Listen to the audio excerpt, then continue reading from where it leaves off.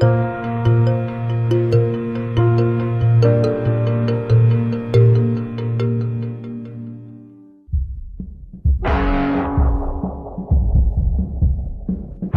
computer hacker group Anonymous is claiming tonight that it took down the website of the Federal Appeals Court in San Francisco this afternoon. They took down Senate.gov servers. They've taken down HB Gary. Sony's claiming they did $150 million worth of damage. So many confidential files that tonight, because of these hackers, can be in the hands of anyone. Visa, MasterCard, the PayPal situation. The criminals who hacked into Sarah Palin's private email. The Church of Scientology says Anonymous is a cyber terrorist group of religious bigots. Anonymous and this other group called Lulz Sec. They seem to be wanting to prove a point. Anonymous kind of was like the big, strong, buff kid who had low self-esteem. And then all of a sudden punched somebody in the face and was like, holy shit, I'm really strong. And Anonymous calls itself the final boss of the internet. And sometimes it proves to be really fucking true. You are going to violate the freedoms of the internet, you certainly better watch the fuck out. They are kind of the rude boys of activism. There's a real rough edge to them, which I think also is one reason why they garner so much love and hate from people, too. They represent a certain sort of chaotic freedom. Individual, young, nameless, faceless folks are having geopolitical impact. I mean, it's both exhilarating to realize that and terrifying to realize that. It kind of depends on how that power is wielded. We are legion. We do not forget. Expect us.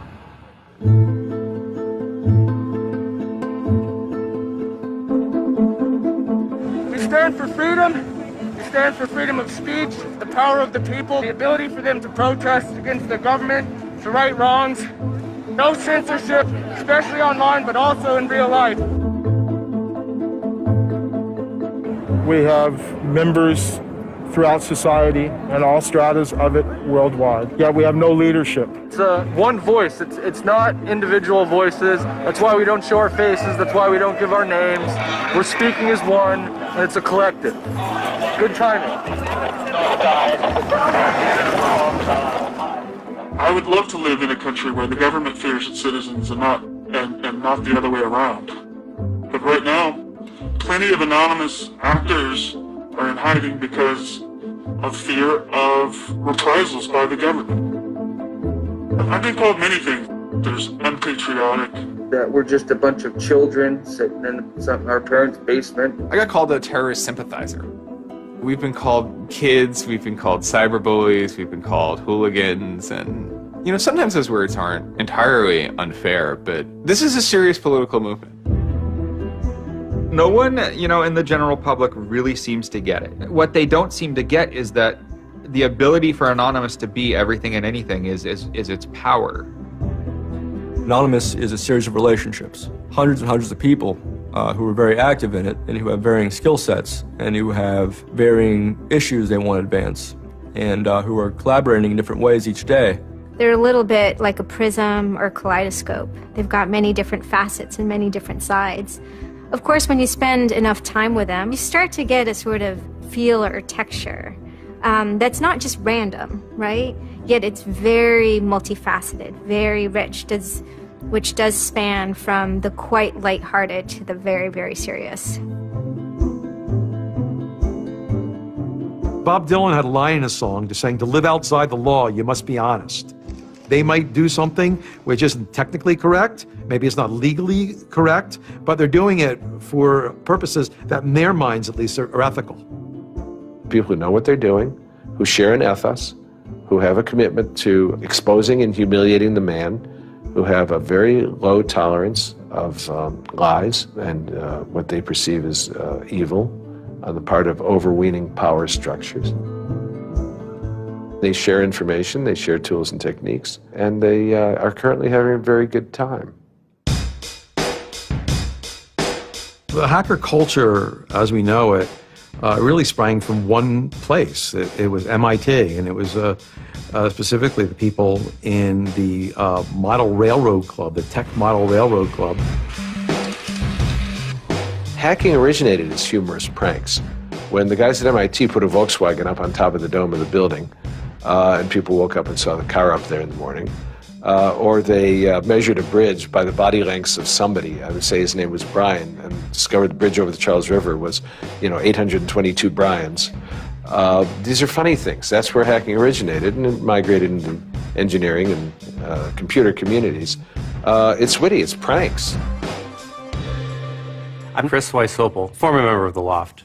We don't necessarily say hacking group because it makes it sound like we're hacking, so we used to call it a hackers think tank. Hacktivism was a term coined by a group called Cult of the Dead Cow. The Cult of the Dead Cow was really kind of sort of like a propaganda type of organization. They had a guy who's the minister of propaganda. They're kind of merry pranksters. Like, everything they did was completely over the top. One of the guys there coined the term hacktivism because he saw one of the things his group was doing, which he called hacktivism, was writing software that people in other countries could use to communicate securely, even if their government was spying on them. So the principle was really, it was freedom of expression. It was everyone should have access to the internet. Everyone should be able to communicate and get their message out on the internet. Even more important in countries where there was repressive regimes, that if you said something against the regime, they would come and take you away, and you weren't saying it anymore. Just like in traditional activism, it spans the full gamut from sit-ins or pickets to actually spiking trees and pouring sand in the engines of construction vehicles. I mean, there's real sabotage. The same thing does all fall under the hacktivism label. There is a spectrum. There's sometimes a strong anarchist flavor to it as well. It's resistance to authority and those who would impose groupthink and group behavior on people, which was rightly perceived to be a consequence of the digital revolution as it was used by people in power to do hacking on behalf of righteousness and to redress the grievances of the world. Lance lowered Don Quixote on his horse, nag though she was, flying at the windmills of modern life. Anonymous grew out of what's known as 4chan. And essentially, this is just a website where people can upload images and you don't actually give your name. It's just sort of anonymous. When you look at 4chan, you're often surprised because it looks like a site from like 1995 or something. The idea is very simple. You post a comment and you post a picture. And you can post under your name or anonymously. And it's separated into boards about particular topics. So there's a topic on anime, there's a topic on weaponry. There's like a 4chan board for origami, and you just upload interesting pictures of origami.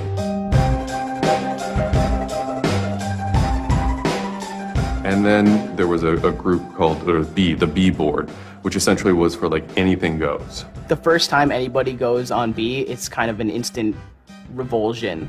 Because there's never a time that you go on there where you don't see something horrible. That instantly puts off a lot of people. The idea is post something that can never be unseen.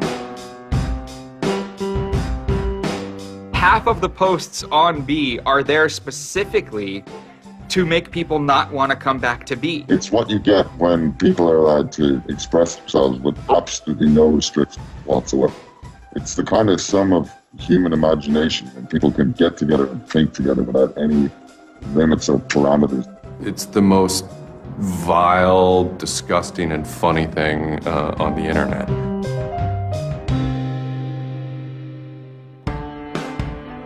One of the important things about 4chan is to have a thread that really explodes and lasts for a long time. If it doesn't, then it disappears. It's a site that's not archived. So it creates conditions for anything that grabs attention at some level. And so humor and grotesqueness as a result are quite good for that. I'd rather just be referred to as anonymous, I guess, in the interviews, because I have some docs out on me. 4chan's just where I went to. I grew up on it and I lived there. That's just what I did for fun. It takes a thick skin to enjoy it. But, as long as you're not offended, you'll occasionally come into something really cool or really creative on 4chan. I think the most interesting thing about it is how you can watch memes evolve. You'll see something posted one day, and then a week later it's got 50,000 derivatives of it. A meme is basically just an idea.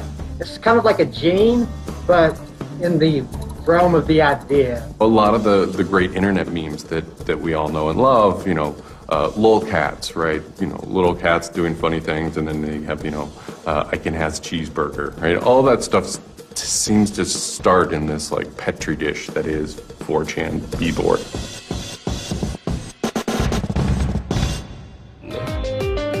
Say it publicly and you're insane. Chocolate rain.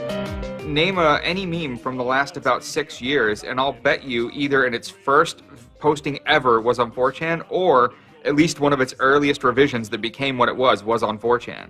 I can see the food situation is so we'll be on our way.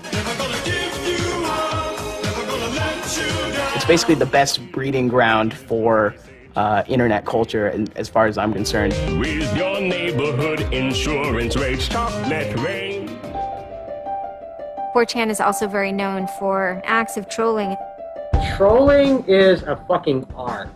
Trolling is getting the person you're talking to get as pissed off as they possibly can, and for no reason except for your own enjoyment. Maybe you're trying to illustrate a point, but it's mostly for your own enjoyment. For them, it's funny that like people think the internet is serious business, and if people think the internet is serious business, it's a troll's job to make their life terrible. The idea of anonymous came initially as a joke. I mean, somebody suggested that what if the whole site, what if 4chan, what if B was just one person? And what if that's just one guy called Anonymous sitting somewhere, and you're just reading all these posts by one guy? And it kind of looks like that from the outsider's perspective. I mean, there's no way to tell the difference. It might as well be one guy. Fox News did a very famous segment about it. They call themselves anonymous. They are hackers on steroids, treating the web like a real-life video game, sacking websites, invading MySpace accounts, disrupting innocent people's lives. And if you fight back, watch out. Destroy. Die. Attack. Threats from a gang of computer hackers calling themselves Anonymous. I've had 7 different passwords, and they've got them all so far. Anonymous hacked his site and plastered it with gay sex pictures. His girlfriend left him. She thought that I was cheating on her with guys. As long as I can think back, Anonymous have done some pretty off-color things in the name of getting cheap laughs, you know. But, I mean, that's part of the culture. They get what they call lulz. Lulz is a corruption of LOL, which stands for laugh out loud. Anonymous gets big lulz from pulling random pranks. For example, messing with online children's games like Habbo Hotel. Habbo Hotel was this online community where you had an avatar and you walked around and talked to other people. It was kind of like an early version of, you know, World of Warcraft or Second Life or any of those virtual worlds. What the people on B did was invade Habbo Hotel, created, you know, thousands of avatars. They all had this one uniform of a black guy with a big afro wearing a black suit. And so there would be thousands of these people, black guys, black suit, you know, huge afro, walking around this world, and they would do things like form a swastika out of themselves. And I think that was a real landmark because it was when they were able to see that, you know, they can use their numbers to do something really interesting and really disruptive. So we blocked the entrance to their pool, and that just pissed them off so fucking much. It was fucking beautiful. That was fucking just wonderful. Wonderful times. Those kids love that pool. They love the shit out of their pool. The goal was actually to offend everyone, simply because the idea that we could offend you by drawing a little shape on the screen was stupid to the people involved in it. They were like, really? You're going to get that mad over us just drawing this on the screen? Wow, well, you need to refocus a little on life, because this should not be upsetting you that much.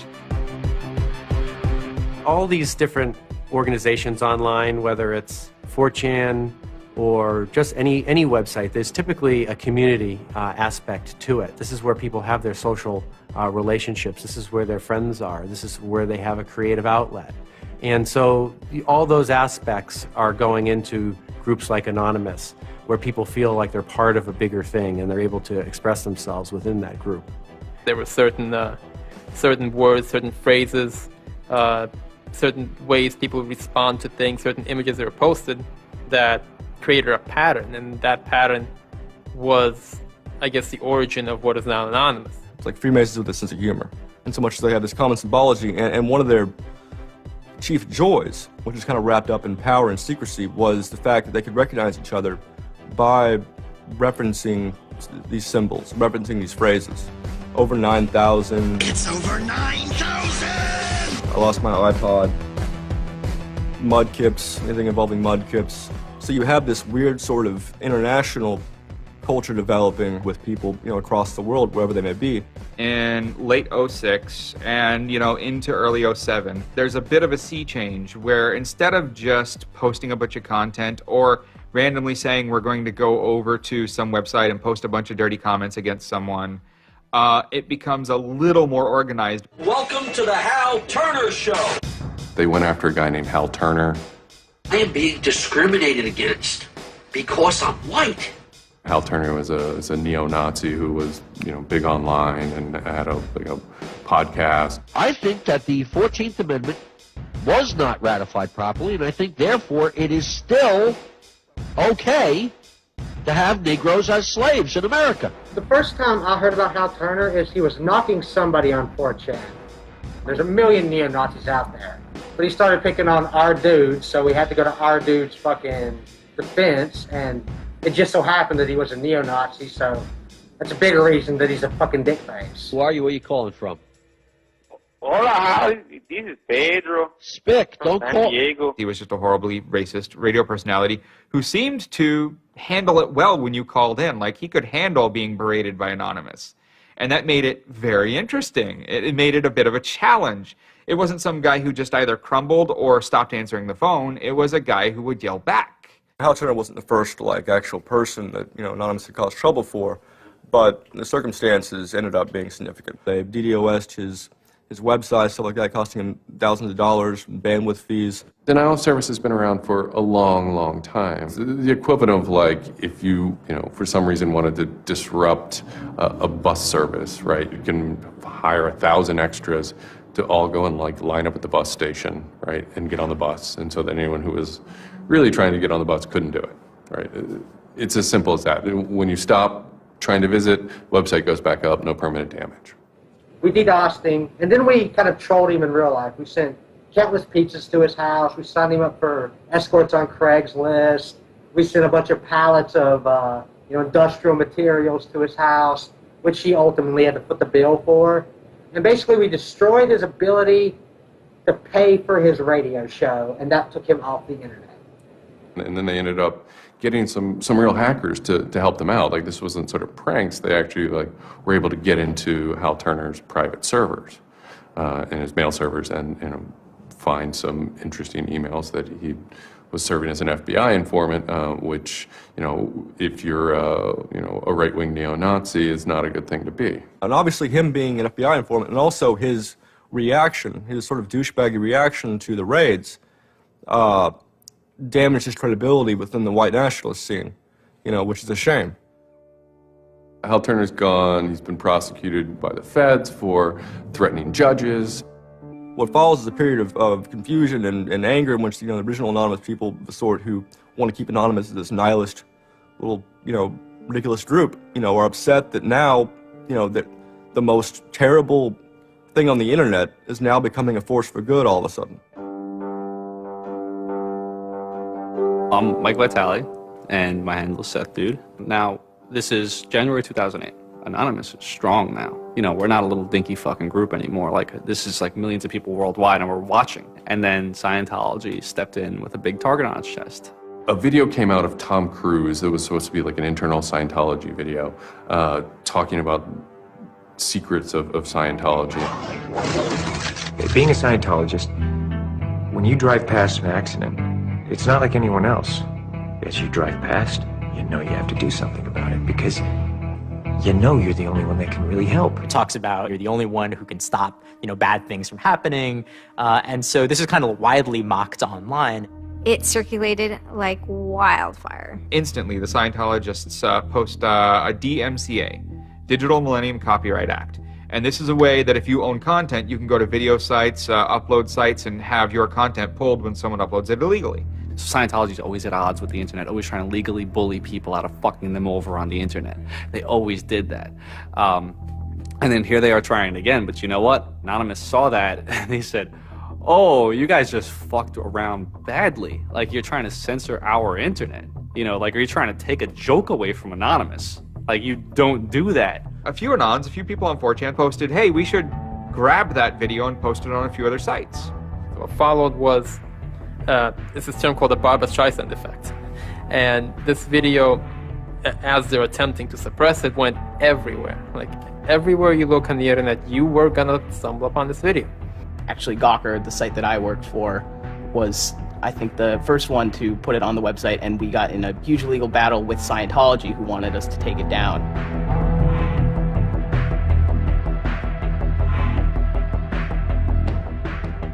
Scientology is an interesting target because in some ways it's the perfect inversion of what geeks and hackers value.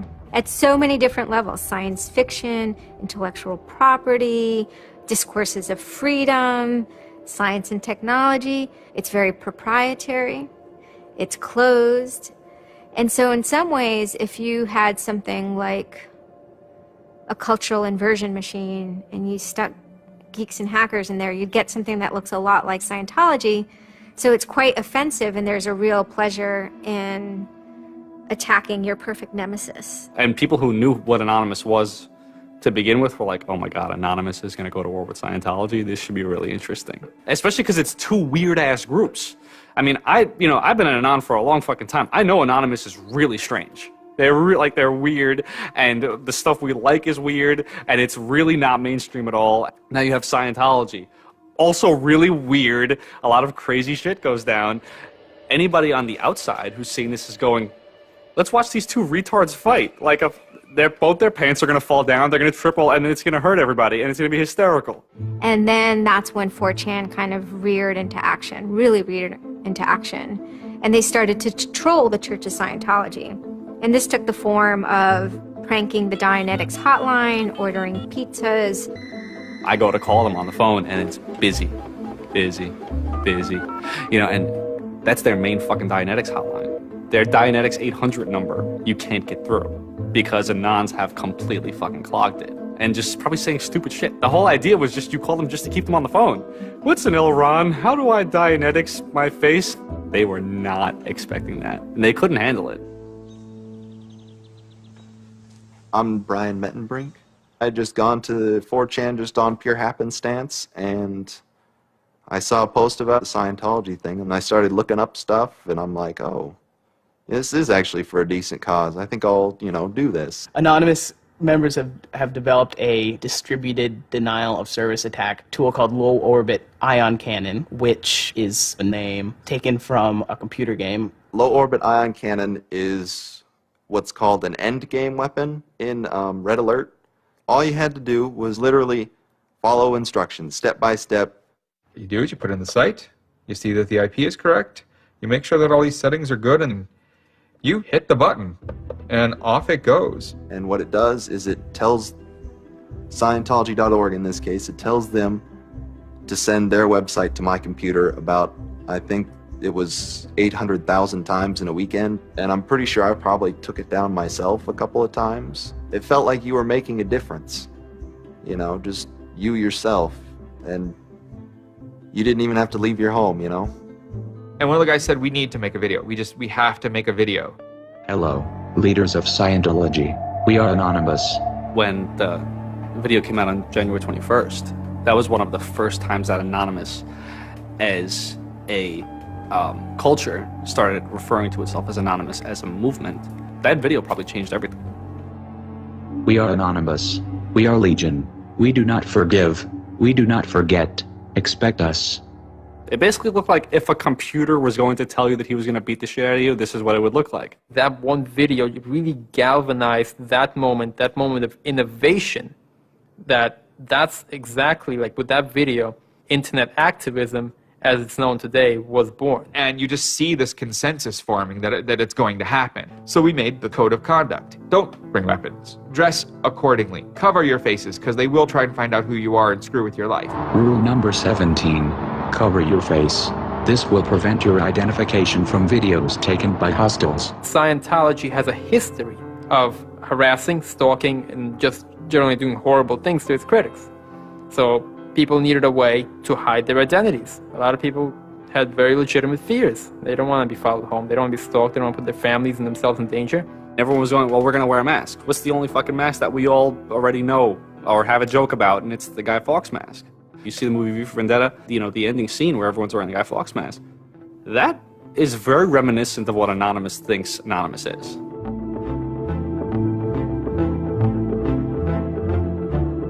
We wanted to represent anonymity in some way when it moved into real life.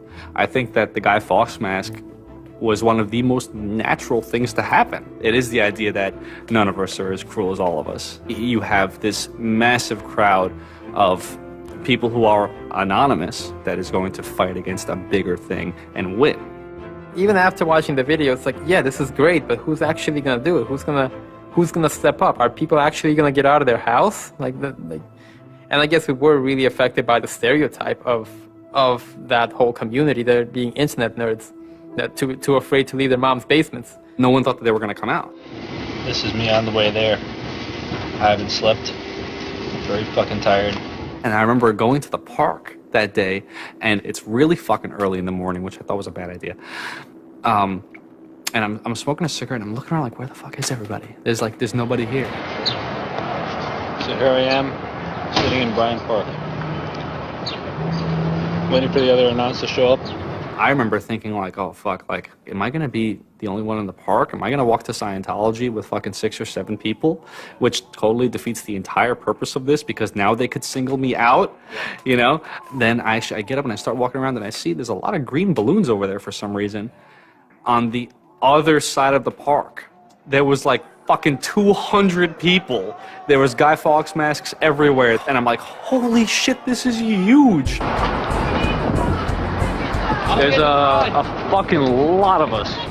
That's pretty good. I had no idea how many Anons there were until we started moving. And it just fucking got bigger.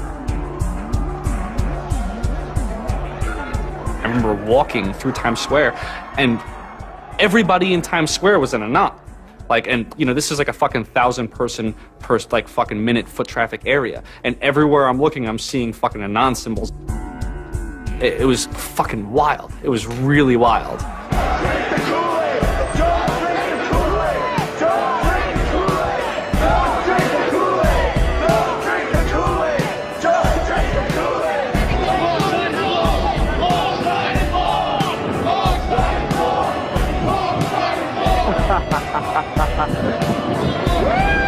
This is our fucking raid. Hell yeah! So we start getting numbers in. And Sydney, we're thinking that it's going to be 50 people. And before 10 a.m., before even time, there's already 50 people there. And there's still streams of people walking down the streets. A couple hours into it, because I didn't go to bed until 1 in the morning, you're looking at Sydney as, wow, there's 250 people in Sydney. The cops are estimating higher than that for their reports. What just happened? Adelaide, Perth, and Melbourne happened. And, over 200 at each of them. We nearly broke 1,000 leaving Australia.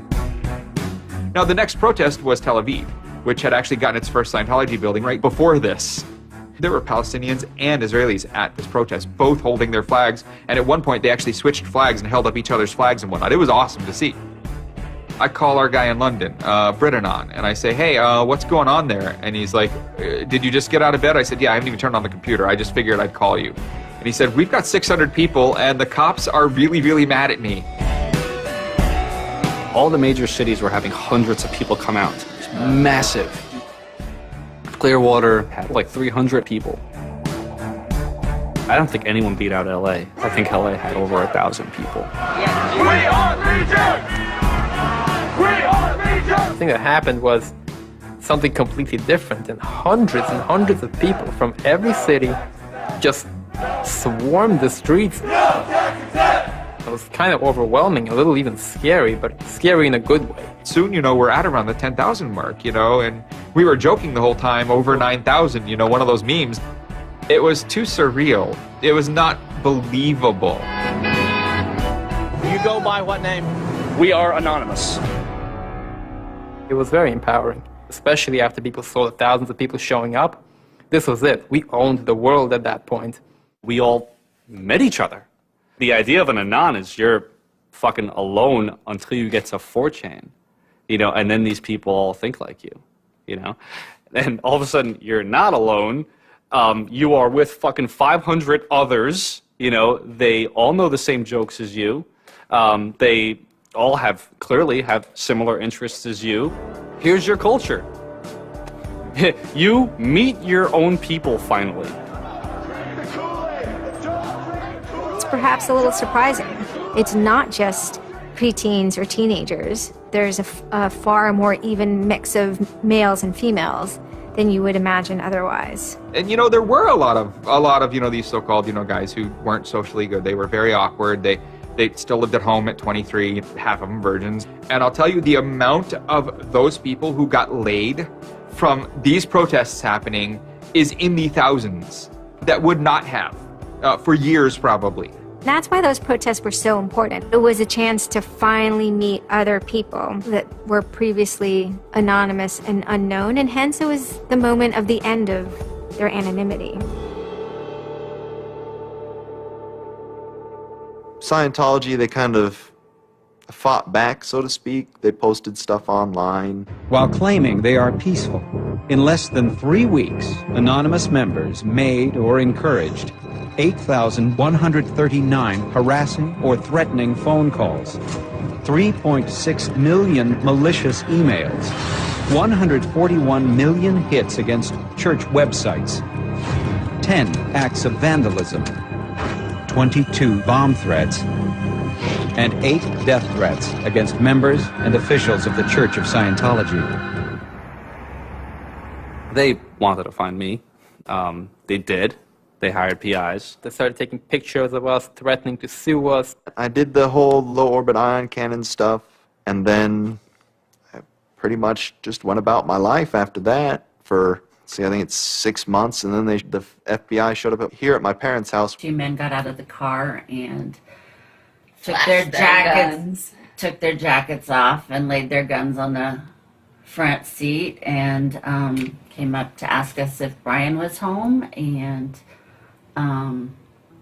explained that they were the FBI and they were looking for Brian, and I've never been so scared. I did the second most damage is what Scientology said. I sent the second most out of everybody. So I got the maximum for my category, which was 1 year in prison and 1 year supervised release. I think, the way I feel is for what I did was one of the most, lopsided punishments I've ever, read about or heard of. Yeah, I think it's ridiculous, especially the year supervised release where I can't touch a computer for a year. I'm not sure what that's supposed to solve, except make my life difficult. So that computer behind me back there, I could go back to prison if I went over and touched it. I'm very proud of what he did. He stood up for what he believed in. I never would even dream of hurting anybody. It's just not me.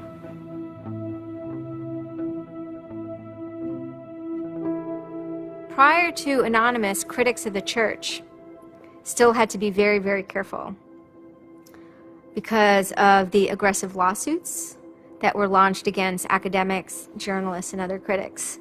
I would say that era is over.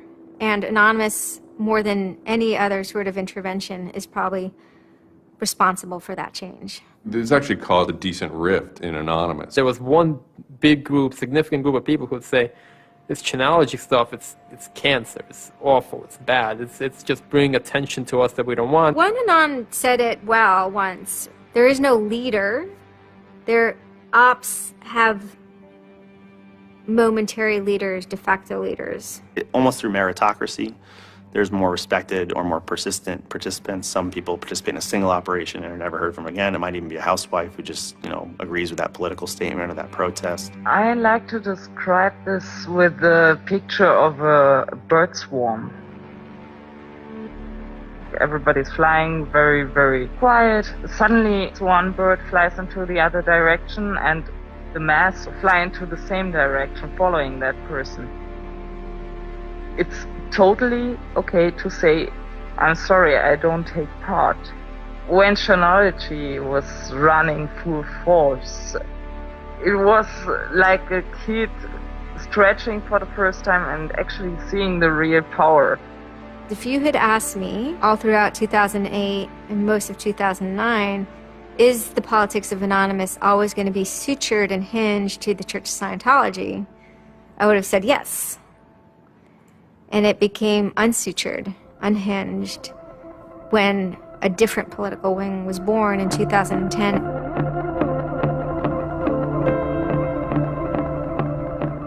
It is our task to find secret, abusive plans and expose them where they can be opposed before they are implemented. The interesting thing about someone like Assange is that he actually also sprang from, a hacker culture. It's a mentality of spreading information. Julian was Mendax. He was the greatest hacker that ever walked the face of the earth when I was a kid. I mean, they rumored he could move satellites around in space by hacking into NASA. Maybe it never happened, but it was a myth that kept young kids like me wanting to plug a computer into a modem and see if I can move some satellites around. WikiLeaks is an instantiation of the hacker ethos. Truth wants to be free, and we want to liberate it. WikiLeaks released a huge trove of diplomatic cables. There was a lot of controversy from every quarter of society. The WikiLeaks website released nearly 400,000 secret U.S. files on the Iraq War late today. It was the largest leak of classified U.S. files in history. There was one particular moment that really sparked the fire, and this was when PayPal, MasterCard, and Amazon pulled services for WikiLeaks. So all of a sudden, there's no way to actually process donations to WikiLeaks. And then people went and found neo-Nazi groups. Visa and MasterCard were perfectly fine with you being able to PayPal, being able to make donations to them. But WikiLeaks, no. I think WikiLeaks is doing a good thing. It's just a total hypocrisy. They got their little fucking banking mafia to fuck, WikiLeaks over. People were incredibly angry.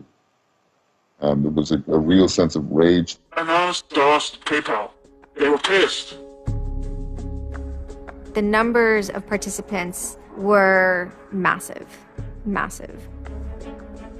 And they managed over the course of a couple of days to disable the websites of MasterCard and PayPal. It was beautiful. Because what you had is people finally stood up for something.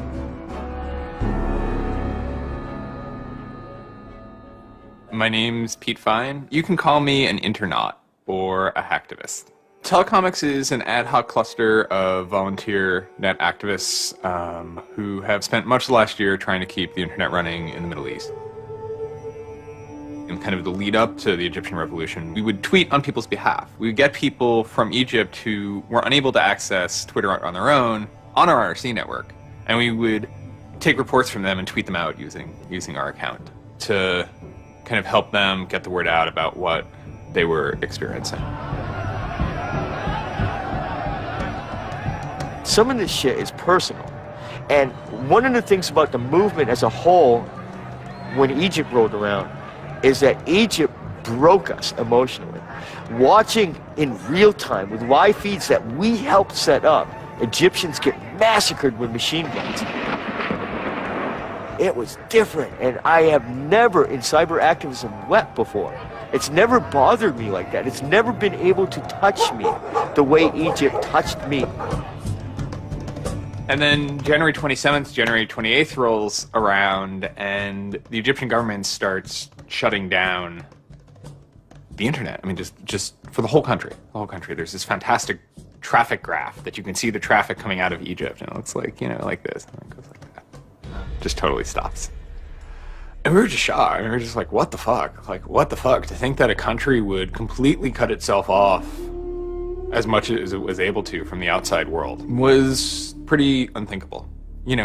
We know bad things go on in the dark places. That's the kind of thing that could start riots. I think when Mubarak did what he did, I think it really upset people here as well as in the Middle East. I put myself in their place, and I found myself in a desert of nothingness because he just wiped out everything that my world incorporated. That just showed me and everybody else that the same thing can happen at any time, at anywhere, in any government. Anonymous and the people on the internet stood up and said, go fuck yourself. You want to shut down their internet? Fine. The people on the internet will show them how to turn it back on. A lot of my friends helped with encryption, helped people on the ground in those countries validate SSL keys and certificates, and really showed them how to subvert their government and become free. And then Telecomics started to tweet connections to the internet, dial-up connections. In Egypt, the care package we put together included some kind of our comms information, the ham radio and dial modem details. In total, we helped coordinate and run about 500 dial-up modem lines. We also Googled up treatments for tear gas and other kind of basic medical treatment and found folks who could translate that into Arabic. Sort of put this together in a nice one-page PDF and fax, and off it goes.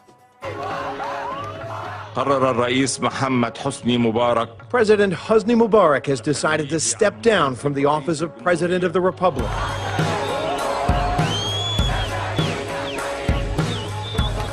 When Mubarak left, it was a hell yeah moment. People can rise up, people can make a change. And I think for a lot of people in America, it was the first time they had seen people rise up and take down their government and say, we're sick of this shit. We're sick of the oppression. We're sick of living as slaves to your power. We had Egyptians come thank us as we're doing this stuff, and I said to them, like, look, you guys just get our back if stuff goes down here. It's a revolution that was facilitated by the internet, by Facebook, and by Twitter. Not caused by it. I mean, 50 years of dictatorship has caused the Arab Spring. But the internet has certainly been helping. Although it was awesome and it was one part we were fighting for me it was quite clear that it's not the end of the story. That it's not suddenly changing into rainbows and nine cats or whatever, but that we now have to watch even more. Suddenly on February 5th, Financial Times article comes out that we all see. It's quoting this guy named Aaron Barr, who's the CEO of HP Gary Federal, which is an intelligence contractor. And Aaron Barr is telling his Financial Times journalist, Joseph Min, that he's been secretly monitoring the AnonOps server where all this is going on, and has done so for several weeks, and using his own custom brand of information operations techniques, has managed to identify the alleged leadership of Anonymous, including 25, quote, lieutenants, unquote, some sort. We have to see this document. Everyone wants to know. We don't need to destroy him. We don't need to destroy his company. So they get it. It was unbelievably easy to get into that network. Now, to put that in hacker terms, Anonymous is a hornet's nest. And Barr said, I'm going to stick my penis in that thing. The HB Gary hack brought about 70,000 emails. Probably the most important ones had to do with a proposal that HB Gary had already formulated. It was packaged up as a nice PowerPoint presentation. Kind of act as privatized agent provocateurs, where they were going to discredit WikiLeaks. HB Gary was proposing submitting fake documents to WikiLeaks, and then when discovered as fake, the error could be called out and it would discredit WikiLeaks. Right. So there's a lot of like specifics that I can't talk about. So let me try to answer that though in a general sense. First of all, it's probably no surprise to anybody. I'm not a big fan of WikiLeaks. I think that the broad purpose of trying to get as much information, proprietary or classified information for the government, expose that, is an extremely destructive and dangerous purpose. The proposals involve conducting information war on WikiLeaks and its supporters, creating dissension within WikiLeaks, DDoS attacks. You also wanted to launch cyber attacks on WikiLeaks infrastructure to get information on document submitters. Well, one thing I guess I want to make sure is clear is, none of those activities had actually occurred. In business, there's, when you start proposing or thinking about an idea, there's a brainstorming phase. And somebody says, well, what if, what could we do? What's theoretically possible? Well, still, this was an idea. This was proposed. This was something that you thought about. Right. They also wanted to go on a campaign kind of targeting Glenn Greenwald, who's a reporter for Salon, who's an outspoken kind of critic of the government and supporter of WikiLeaks. It seems like you're trying to attack a journalist here. Yeah, and I don't want to talk too much more about Glenn Greenwald, but other than, what I previously said is, there was never an intent to attack journalists, not on my part. I guess I should say, I should generalize that and to say that, I would never just outwardly attack a journalist, other than if I felt that there was a journalist in my mind that was acting unethically, that's a fair game for having a public discussion about. They were walking a very fine ethical line at points, and in many cases, the mass opinion is, no, they stepped well past it. I will not support broad theft of information released to the public, because that's nothing but destructive.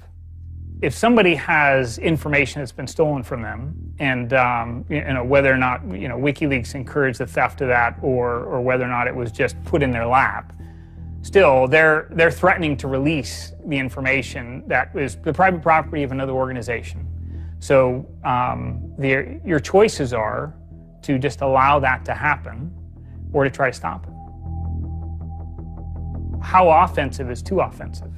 We've certainly seen a lot of strategy coming out of governments across the world now saying, publicly admitting that they need to develop better offensive strategies in cybersecurity, because defense as a whole, it isn't enough. It never is enough. In the court of public opinion, that took H.B. Gary quickly from being a perceived victim to being a perceived villain themselves. It was becoming harder and harder to distinguish the good guys from the bad guys. And then, kind of seemingly out of the blue, there was something by the name Lulzsec that sailed into the seas. Lulzsec, it's sort of a group, mostly from Anonymous, who, in large part, were the same people who hacked H.B. Gary. And they decided to form this little group and just carry on operations sort of outside the purview of Anonymous for a while. They hacked whatever they wanted, they released whatever they wanted. It's almost like they had no rules. They just said, this is what we're going to do. We're going to stir up the cart. We're going to make some trouble. We're going to make some waves. And they did. The majority of time, the majority of Anons are not doing anything particularly illegal. When they are, a huge number of them try to do that in a very specific political context. For those people, what Lulzsec was doing, they were funny, but they were attacking random targets. They were breaking the quasi-rules by attacking media. PBS's Frontline runs a documentary mainly focused on Bradley Manning, the alleged leaker to WikiLeaks. And a lot of Bradley Manning supporters didn't like it. They hacked a website putting a story that Tupac and Biggie had kind of escaped the world of celebrity fame and attention and retired quietly and discreetly in New Zealand. Lulzsec, when they attacked PBS, that gave me the creeps, As a journalist, I'm not too thrilled with the idea of someone judging that we don't like you to write that. We don't like your reporting, so we're going to shut down your website. I'm uncomfortable with that. It could be me, and I could be writing something about a group that they didn't like, and I'm happy to sit and talk with them about it, but don't shut my website down. This is obviously about freedom of speech, so attacking the press would be would sort of be a bit of a contradiction. So people have said, well, you shouldn't do that. And obviously LulzSec had a completely different agenda, so they had no problem with it. Activism started to become sort of, I would say, almost more nasty, using, sort of more no-holds-barred kind of attacks, sort of more vicious attacks. They sort of saw themselves as going out there, breaking into like anything, everything, governments, corporations, police departments, largely for the same reasons Anonymous would. They went after Arizona for immigration policy, 50-day run, causing mayhem, havoc, and then ended it. The computer hacking group, Lulz Security, has announced it's disbanding, saying it had achieved its mission to disrupt government and corporate organizations for fun. I call this whole thing the rise of the chaotic actor. And chaotic could be chaotic good, neutral, or evil. If you go back to the old Dungeons and Dragons charts. And some people see Anon-Ops initially, let's stick with Anonymous, as chaotic good. They saw Operation Payback, or they saw attacking Scientology, and they say that's good. It's like Robin Hood, right? Chaotic good. Outside the system, but doing something good. Other people saw Anon as chaotic evil, like the Joker. They just want to see the world burn and doing potentially irreparable damage. And the truth is, yes, it's the entire column of chaotic. I'm actually a little less concerned about some of the things LulzSec's done and more concerned about the next generation of LulzSec, the next turn of the crank of who takes it further or is more aggressive. Whoever fights monsters, should see to it they don't themselves become one. Really, as powerful as they seem to be, LulzSec and Anonymous are really small potatoes compared to the bigger operations that are going on that we don't hear about, maybe operations funded by government. 16 people were arrested today, but dozens of FBI agents targeted alleged members of the loose-knit hacking group. Armed with search warrants, agents hit 6 homes in New York, along with locations across the country. The people arrested yesterday were suspected of attacking PayPal's website after the company shut off payments to WikiLeaks. Defenders of the hackers say they're merely engaged in civil protest, but FBI officials worry the disruptive cyber attacks could move in a more dangerous direction. So the FBI shows up at 6 in the morning, and it was really obnoxious. And I remember being frustrated and angry because there was nothing that I had done that would have justified an FBI search warrant. They came and guns blazing and all this other good stuff, busted down the door. I immediately just dropped down on the floor, 180, didn't want nothing. I wasn't trying to fight nobody. Even if you accept what the government is saying is true, what is important is that people are participating in the process. It is very much the process. It is sitting in a counter in Selma, Alabama.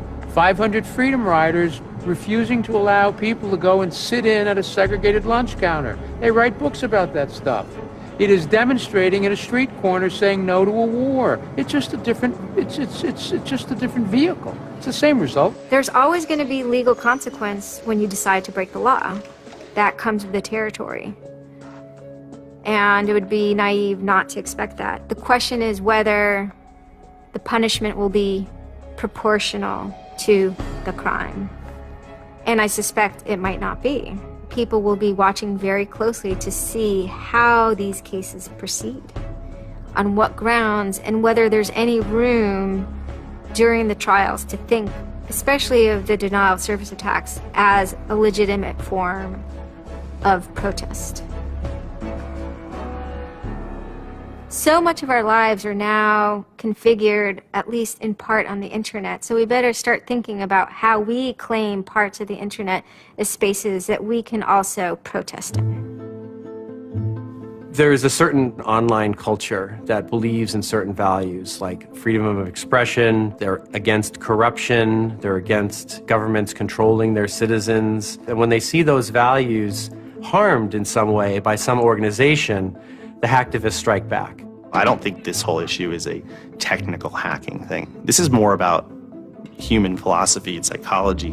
What's motivating us? Why is there so much unrest or disenfranchisement or anger that would lead people to want to take matters in their own hands and join these? Whether you think it's bad or not is irrelevant. It's not going away. The part of me that likes the ability to have rapid destabilization and change loves this. The part that knows how powerful it is means it's a force multiplier for good or for evil. And how that power is wielded and how we want to self-regulate is going to be the most deciding factor in if this is a menace or a benefit. I certainly don't think most of the conversations in law enforcement or the government are informed enough to know how to deal with this. I suppose the question you really want to ask is, would I do it again? And honestly, after thinking about it, I felt that I did what was right. I had a belief, I still do, that what I did was the right thing, and hopefully someone got some good out of it. You know, I'd love to think that maybe I stopped someone from joining a cult, you know.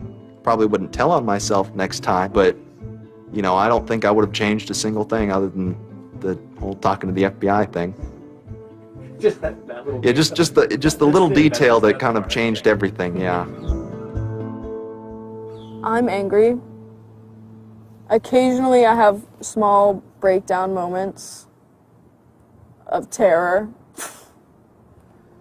but I haven't stopped believing what I believed. I haven't stopped wanting to fight. I haven't stopped caring. Show me what democracy looks like! Show me what democracy looks like! There's a lot of people at Anonymous who feel very deeply and very sincerely about their contribution towards democracy around the world. And I think that's one of the main things that I'm most proud of about Anonymous.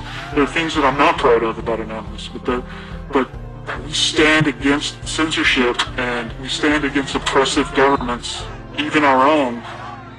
It's a very noble thing. And history teaches us that change simply doesn't come with flowers. It doesn't work. No? If they say I'm a criminal, damn, well, then I will be one. I don't care if you're a Democrat or a Republican or an independent or if you like Ron Paul or if you worship pigeons or Scientology or if you're Catholic or atheist or Methodist. I don't care about that. Your opinion matters. I don't care if I disagree with it. I don't care if I hate your guts. Your opinion matters.